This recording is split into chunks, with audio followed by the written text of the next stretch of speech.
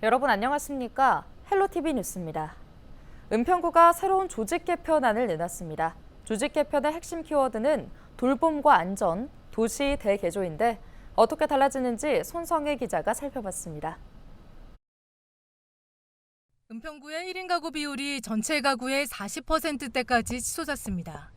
서울시 평균 39.3%보다 높습니다.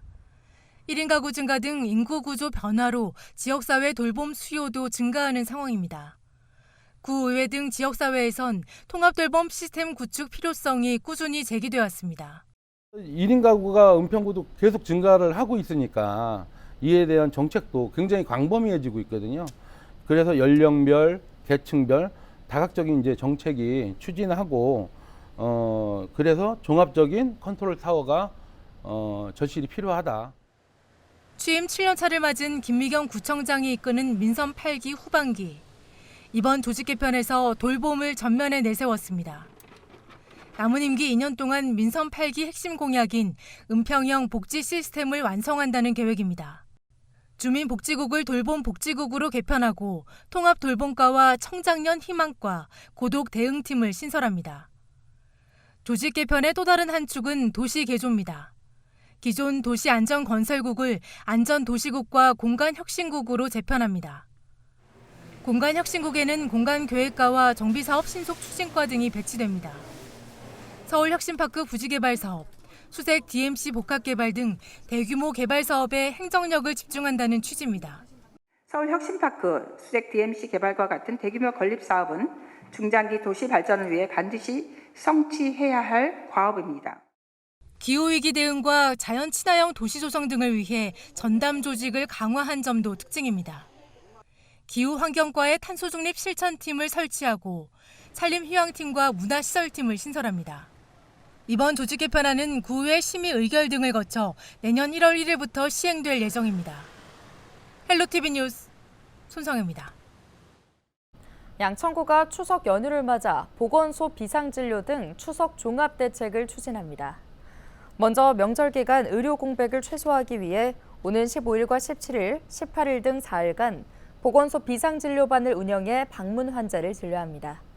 또 응급 환자에 신속히 대처하기 위해 이대 목동병원과 홍익병원, 서남병원과 응급의료 대응 체계를 구축합니다. 더불어 재난 상황에 대비해 13개 실무반으로 구성된 재난안전대책본부를 운영하고 건축 공사장 등 각종 시설물에 대한 안전점검을 실시할 예정입니다. LG 헬로비전이 추석을 맞아 은평구 자립준비 청년들에게 식료품이 담긴 마음 나눔 꾸러미를 전달했습니다. LG 헬로비전 상암동 본사 사옥에서 열린 전달식에는 LG 헬로비전 직원과 은평 자립준비 청년청 관계자 등 30여 명이 참석한 가운데 500만 원 상당의 마음 나눔 꾸러미가 전달됐는데요. 마음 나눔 꾸러미에는 LG 헬로비전 지역 채널 커머스인 제철장터에서 판매하는 삼계탕 등 5만 원 상당의 식료품이 담겼으며 은평 지역 자립준비 청년 100명에게 전달될 예정입니다. LG 헬로비전은 지역 경제 활성화와 취약계층 지원을 위해 지난 2021년부터 해마다 마음 나눔 꾸러미를 전국 18개 SO별로 전달하고 있습니다.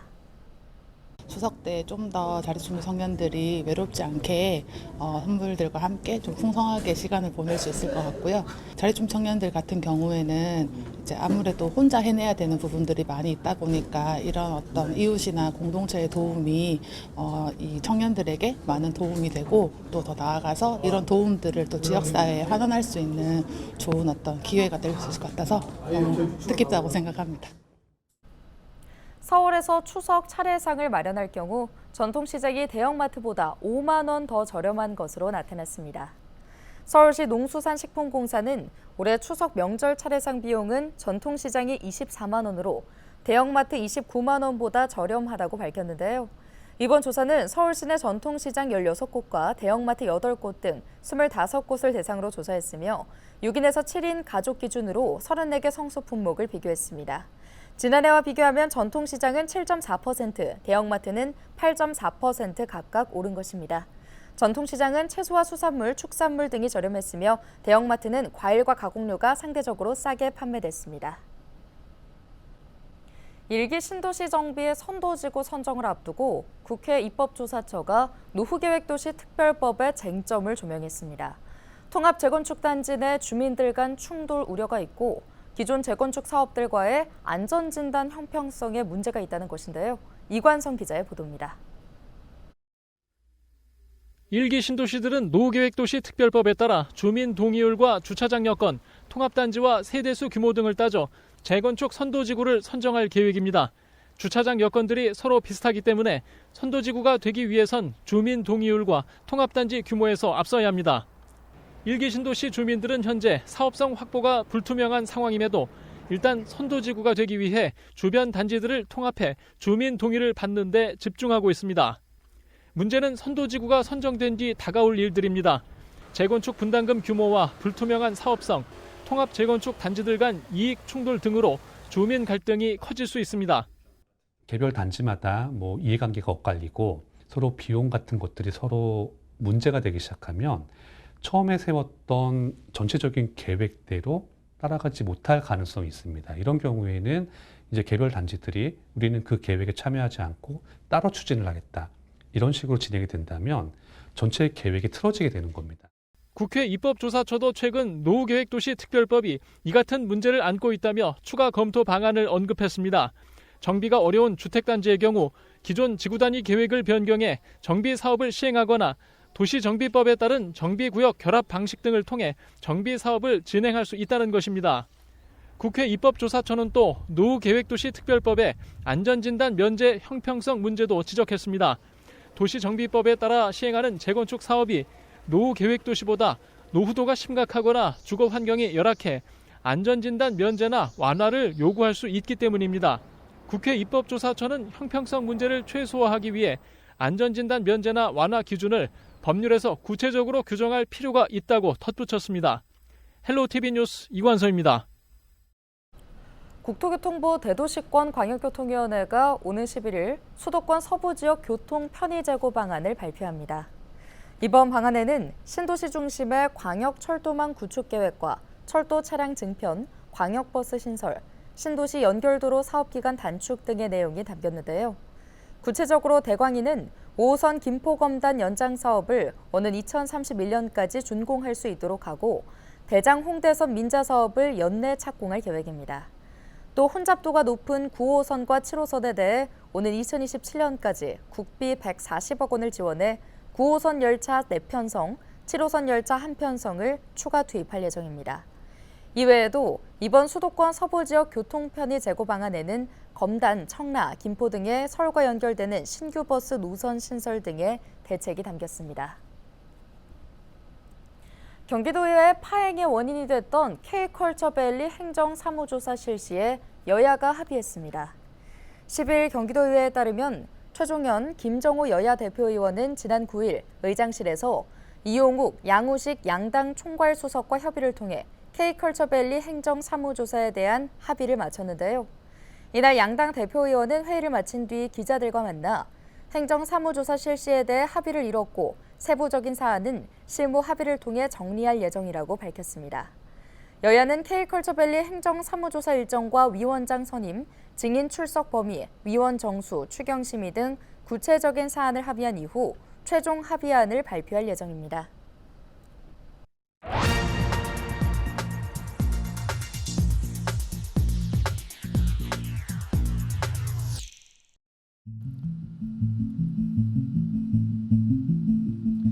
국민이 내는 피 같은 세금을 함부로 쓰는 지자체가 너무 많습니다. 책상머리에서만 사업을 계획하다 보니 아무런 효과도 거두지 못하는 정책도 부지기수입니다.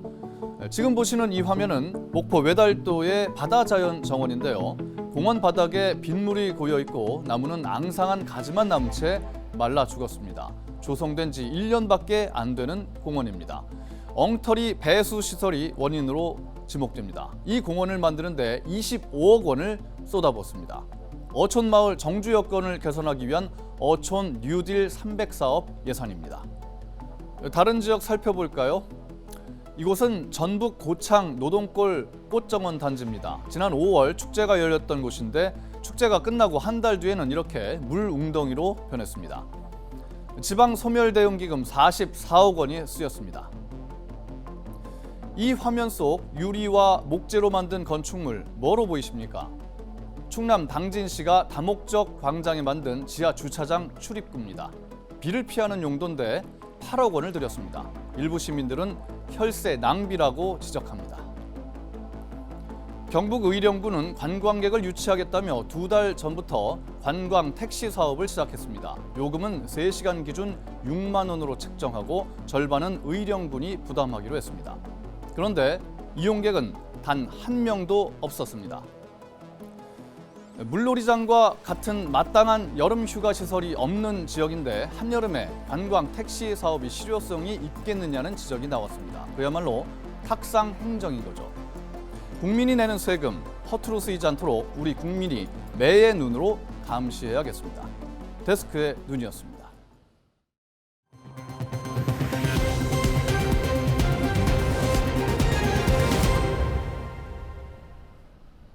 인천시가 추석 연휴를 앞두고 응급의료 현장을 점검하고 응급의료 기관장들에게 비상진료 유지에 차질 없게 해달라고 당부했습니다.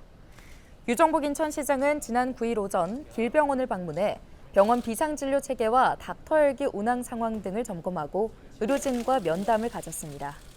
또 권역응급의료센터인 길병원과 인하대병원, 지역응급의료센터 관계자들과 인천시 약사회장, 인천소방본부장, 인천의료원장 등이 참석한 가운데 간담회도 진행했습니다.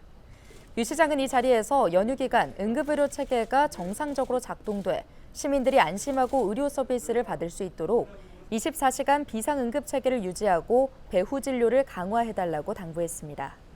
또 의사회와 약사회에는 연휴 기간 문을 여는 병원과 의원, 약국을 확대 운영해 줄 것을 독려하고 인천소방본부에는 경증 환자를 분산 이송, 중증도 분류에 따른 이송을 진행 요청했습니다.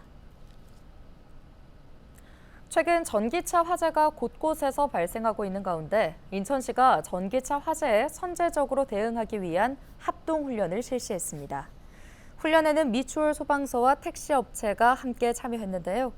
훈련은 택시 운수 종사자들이 실제 화재 발생 상황을 가정해 119에 신고하고 소방관들이 질식 소화덮개를 이용해 초기 진화를 시도한 이후 상방향 방사장치를 활용해 화재를 진압하는 순으로 모의 시연이 진행됐습니다. 시연 후에는 택시 운수 종사자들이 직접 질식 소화덮개와 소화기를 사용해보는 실습을 통해 화염과 연기 확산 방지 훈련을 병행했습니다. 올해 들어 지난달까지 거래된 서울 아파트 거래량이 지난 한 해 거래량을 넘어선 것으로 나타났습니다.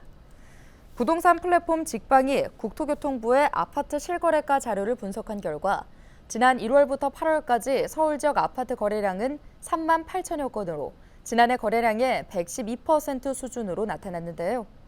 또 거래액도 44조 9천억 원으로 지난해 거래 금액의 124%를 달성했습니다. 이에 반해 지방의 경우 1월부터 8월까지 거래량은 15만 9천여 건, 거래액은 42조 5천억 원으로 지난해 대비 각각 72%와 73% 수준으로 나타났습니다. 서울 지하철과 버스가 추석 연휴인 오는 17일과 18일 이틀간 새벽 2시까지 운행합니다. 서울시는 추석을 맞아 귀경객을 위해 18일 추석 당일과 18일 등 이틀간 지하철과 버스 노선의 막차 시간을 새벽 2시까지 연장 운행한다고 밝혔는데요. 서울 지하철 연장 노선은 1에서 9호선과 우이 신설선, 신림선이며 하루 121회 증해 운행합니다. 또 시내버스 노선은 서울 고속터미널 등 3개 터미널과 서울역 등 5개 기차역을 경유하는 124개 노선을 대상으로 새벽 2시까지 연장 운행합니다. 경기도가 추석 연휴 기간인 오는 14일부터 18일까지 도내 공공주차장 1,900여 곳을 무료로 개방합니다. 주차장의 위치나 개방 시간 등 자세한 정보는 경기도 공공데이터 포털 경기데이터드림에서 확인할 수 있는데요. 추석 연휴 동안 운영하는 응급의료기관 현황과 관련 부처 연락처 등 주요 정보도 함께 제공합니다. 오늘 준비한 소식은 여기까지입니다. 함께해 주신 여러분 고맙습니다.